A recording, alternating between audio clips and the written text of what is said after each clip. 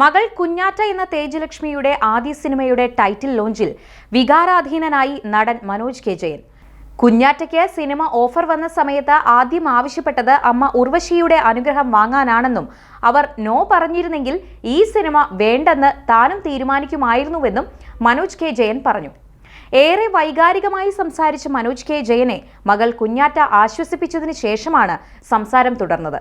കുഞ്ഞാറ്റയ്ക്ക് സിനിമയിൽ നിന്ന് നല്ലൊരു ഓഫർ വന്നപ്പോൾ അവളുടെ അമ്മയുടെ അനുഗ്രഹം വാങ്ങണം എന്നാണ് ഞാൻ ആദ്യം പറഞ്ഞത്. ദക്ഷിണേന്ത്യ കണ്ട ഏറ്റവും മികച്ച അഭിനേത്രിയാണ് അവളുടെ അമ്മ ഉർവശി. അവരുടെ അനുഗ്രഹവും അഭിപ്രായവുമാണ് സിനിമയിലേക്ക് വരുമ്പോൾ കുഞ്ഞാറ്റയ്ക്ക് വേണ്ടത്.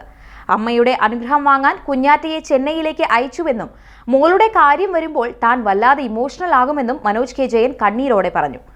സിനിമയിലേക്ക് വരുമ്പോൾ ഉർവശിയുടെയും മനോജ് കെ ജയന്റെയും മകൾ എന്ന താരതമ്യം ഉണ്ടാകുമെന്നതിന്റെ സമ്മർദ്ദത്തിലാണ് തേജലക്ഷ്മി. ആദ്യ സിനിമ മികച്ച അനുഭവമാക്കി മാറ്റുവാനുള്ള തയ്യാറെടുപ്പിലാണ് തേജലക്ഷ്മി.